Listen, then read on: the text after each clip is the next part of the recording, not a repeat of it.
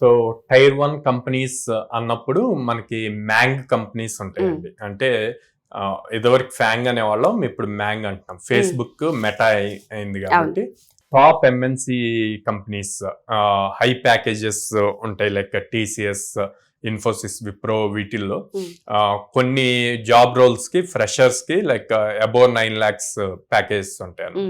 ఇవన్నీ కూడా టైర్ 1 కేటగిరీలోకి వస్తాయి.